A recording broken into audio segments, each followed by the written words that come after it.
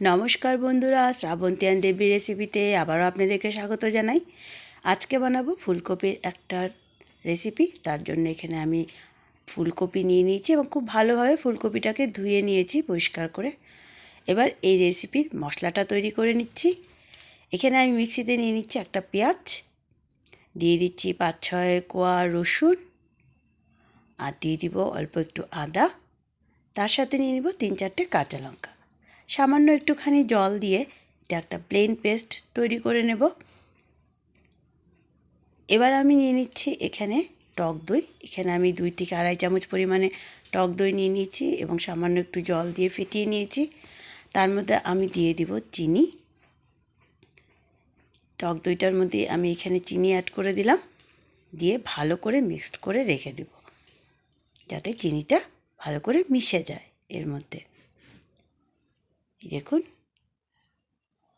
ভালো করে মিশিয়ে নিলাম। এবার ফুলকপিগুলোর মধ্যে আমি এক এক করে মশলা দিয়ে দেব। আমি কিন্তু ফুলকপি সেদ্ধ করিনি, ফুলকপিটা কিন্তু সেদ্ধ করব না। আমি যে মিক্সিতে মশলাগুলো পেস্ট করেছিলাম সেগুলো এর মধ্যে দিয়ে দিলাম। এবার আমি এর মধ্যে দিয়ে দিব 1/2 চামচ পরিমাণে হলুদ। আপনারা হলুদ ছাড়াও এই রেসিপিটা করতে পারেন, তাও একটু কালারের জন্য 1/2 চামচ হলুদ দিয়ে দিলাম। দিয়ে দিচ্ছি কাশ্মীরি লাল মির্চি, আর দিয়ে দিচ্ছি সেই টক দই, ফেটিয়ে রাখা টক দই। এবার ভালো করে এগুলোকে মিক্স করে 10 মিনিটের জন্য আমি ঢাকা দিয়ে রেখে দেব। তো বন্ধুরা, আপনারা যারা যারা আমাদের চ্যানেলটিকে দেখছেন অবশ্যই লাইক করুন, শেয়ার করুন আপনাদের বন্ধুবান্ধবদের সাথে। সাবস্ক্রাইব করলে অবশ্যই বেল আইকনটি প্রেস করতে ভুলবেন না। তো দেখুন, খুব ভালোভাবে কিন্তু আমি ফুলকপির সাথে সব মশলাগুলোকে মিশিয়ে নিলাম। এবার 10 মিনিটের জন্য ঢাকা দিয়ে রেখে দিতে হবে যাতে মশলাগুলো ফুলকপিতে ভালো মতন ঢুকে যায়। 10 মিনিট আমি এটা ঢাকা দিয়ে রেখে দিব। তো চলুন এবার কড়াইটা বসিয়ে নেওয়া যাক।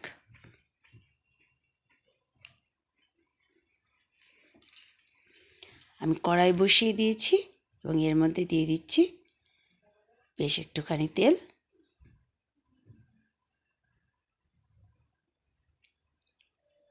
তেলটা গরম হয়ে এলে আমি এর মধ্যে দিয়ে দেব 2টো এলাচি আর একটুখানি দারচিনি।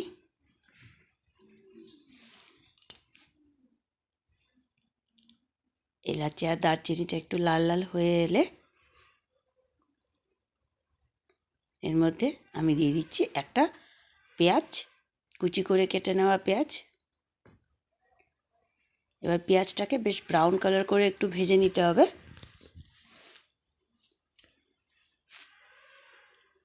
বেশ একটু লাল লাল করে পেঁয়াজটাকে ভেজে নিচ্ছি। আজকে যে রেসিপিটা করছি সেটা হচ্ছে দই ফুলকপি। তো অবশ্যই আপনারা এই শীতের মরশুমে এটা বানিয়ে নেবেন। দেখুন, আমার পেঁয়াজটা কিন্তু বেশ একটু ভাজা হয়ে গেছে। এবার সেই ম্যারিনেট করে রাখা ফুলকপিটা আমি এর মধ্যে পুরো দিয়ে দেব।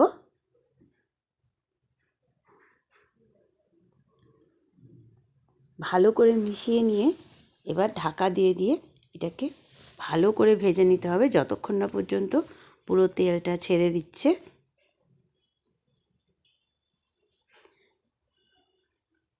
আমি কিন্তু এখনও লবণ অ্যাড করিনি, এই জন্যই, কেননা একটুখানি জলটা টেনে গেলে তারপর লবণটা দিলে ভালো হবে। তাই ঢাকা দিয়ে দিলাম 1 মিনিট মতো। এই দেখুন, 1 মিনিট পর আমি ঢাকাটা খুলছি। আস্তে আস্তে কিন্তু ফুলকপির জলটা টানতে শুরু করেছে।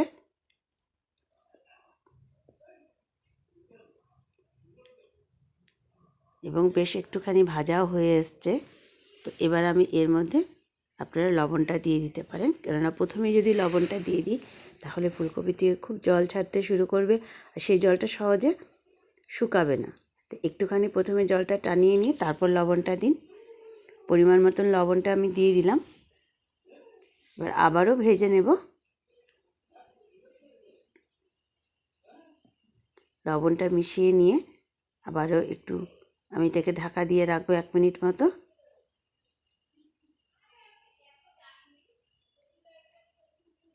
দেখুন, 1 মিনিট পর আমি যখন ঢাকাটা খুললাম জলটা পুরো কিন্তু ফুলকপি শুকিয়ে গেছে এবং ফুলকপির থেকে কিন্তু পুরো তেল ছেড়ে দিয়েছে। আপনারা যখন নিজেরা বানাবেন নিজেরাই দেখতে পাবেন।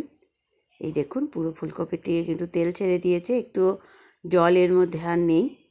ঠিক সেইভাবেই এটাকে করতে হবে যাতে জলটা না থাকে, পুরো জলটা কিন্তু শুকিয়ে নিতে হবে ফুলকপির। পুরো তেলটা ছেড়ে দিয়েছে ফুলকপির। এবার এর মধ্যে পরিমাণ মতো জল দিয়ে দেব।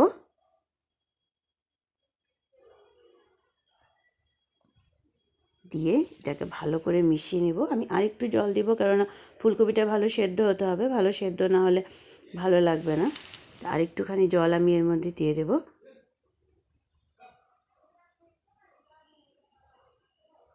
এই দেখুন দিয়ে দিয়েছি আরেকটুখানি জল, দিয়ে দিচ্ছি 2টো কাঁচা লঙ্কা। আবারও এটাকে ঢাকা দিয়ে 2 থেকে 3 মিনিট রান্না করলেই তৈরি হয়ে যাবে আমার এই দই ফুলকপিটি।